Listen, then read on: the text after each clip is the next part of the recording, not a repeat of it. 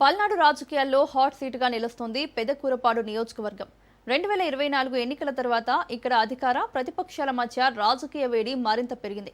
ఒకవైపు అధికార కూటమి తరపున ఎమ్మెల్యే అభివృద్ధి చేయమంటూ దూసుకుపోతుంటే, మరోవైపు వైసీపీ మాజీ ఎమ్మెల్యే కూడా తన క్యాడర్ను సమీకరించే పనిలో బిజీగా ఉన్నారు.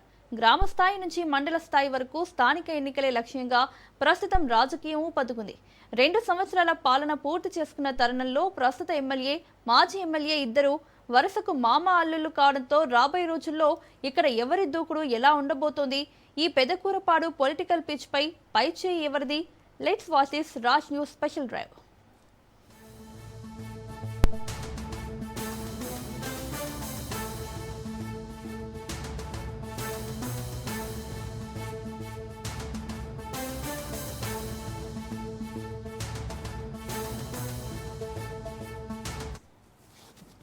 పల్నాడు జిల్లాలో పెదకూరపాడు నియోజకవర్గానికి ఒక ప్రత్యేక స్థానం ఉంది. 2 తెలుగు రాష్ట్రాలకు ఇక్కడి నుంచే ఇసుక తరలి వెళ్తుంది. ఏ రాజకీయ నాయకుడు వచ్చినా ఇక్కడ మైనింగ్ అంశమే ప్రధానం. పెదకూరపాడు, క్రోసూరు, అమరావతి, అచ్చంపేట, బెల్లంకొండ మండలాలు ఈ నియోజకవర్గంలో కీలక పాత్ర పోషిస్తున్నాయి. కమ్మ, కాపు, ఎస్సీ, బీసీ వర్గాల ఓటు బ్యాంక్ ప్రభావం ఎక్కువగా ఉండడంతో ప్రతి పార్టీ సామాజిక సమీకరణాలపై ప్రత్యేక దృష్టి పెట్టింది. గతంలో కాంగ్రెస్, తర్వాత టీడీపీ, వైసీపీల మధ్య అధికారం మారుతూ వచ్చినా ఈ నియోజకవర్గం ఎప్పుడూ రాజకీయంగా సెన్సిటివ్ గానే ఉంటుంది.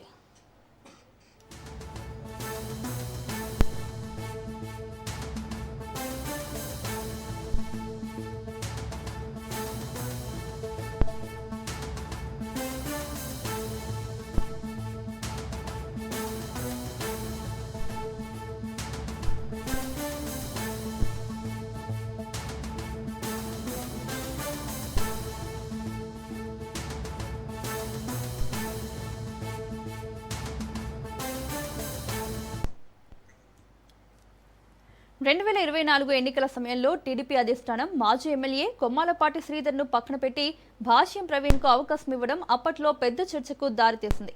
మొదట్లో కొంత అసంతృప్తి కనిపించినా ఆ తర్వాత పార్టీ పెద్దలు రంగంలోకి దిగి పరిస్థితిని చక్కదిద్దారు.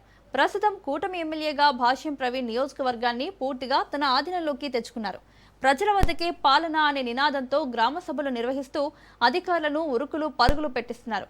రోడ్ల అనుసంధానం, సిమెంట్ రోడ్లు, వ్యవసాయ కాలువల ఆధునికీకరణపై ఆయన ప్రత్యేక ఫోకస్ పెట్టారు. ముఖ్యంగా అమరావతి పరిసర గ్రామాల్లో మౌలిక వసతుల కల్పనకు శ్రీకారం చుట్టారు.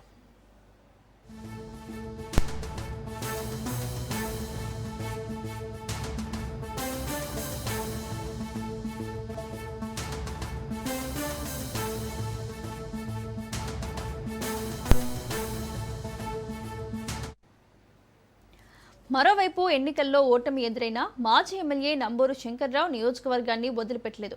సోషల్ మీడియా, గ్రామ సమావేశాల ద్వారా వైసీపీ క్యాడర్ను కాపాడుకునే ప్రయత్నం చేస్తున్నారు. ఇటీవల ఆయన అనుచరులు గత ప్రభుత్వ అభివృద్ధి పనులపై సోషల్ మీడియాలో పోస్టులు పెట్టడం చర్చనీయాంశంగా మారింది. అధికార పార్టీపై ప్రజల్లో అసంతృప్తి పెరుగుతోందని, వచ్చే స్థానిక ఎన్నికల్లో తమ సత్తా చాటుతామని వైసీపీ వర్గాలు అంటుంటే, ప్రజలు మార్పు కోసమే ఓటేశారని, అదే ట్రెండ్ కొనసాగుతోందని టీడీపీ శ్రేణులు ధీమా వ్యక్తం చేస్తున్నాయి.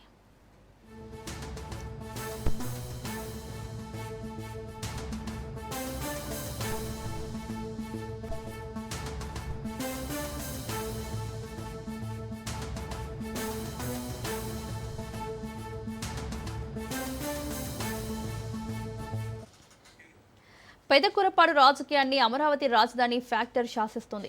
ఇక్కడి భూముల విలువలు, రియల్ ఎస్టేట్, రైతుల అంచనాలు నేరుగా రాజకీయాలపై ప్రభావం చూపుతున్నాయి. అదే సమయంలో గ్రామాల్లో పార్టీ ఆఫీసుల వివాదాలు, ఫ్లెక్సీల చింపివేత, సోషల్ మీడియా వార్ వంటి ఘటనలు పెద్ద దుమారమే రేపాయి. ఇక కూటమి భాగస్వామిగా ఉన్న జనసేన కూడా కాపు వర్గాలు, యువత మద్దతుతో తన ప్రభావాన్ని పెంచుకోవాలని చూస్తోంది. ప్రస్తుతానికైతే జనసేన కూటమి ధర్మాన్నే పాటిస్తుంది. స్థానిక సంస్థల ఎన్నికలు దగ్గర పడుతున్న వేళ గ్రామాల్లో పొలిటికల్ హీట్ మరింత పెరిగేలా కనిపిస్తోంది. మరి రాబోయే రోజుల్లో ఈ మామ అల్లుళ్ల సవాల్లో ఎవరు పైచేయి సాధిస్తారో చూడాలి.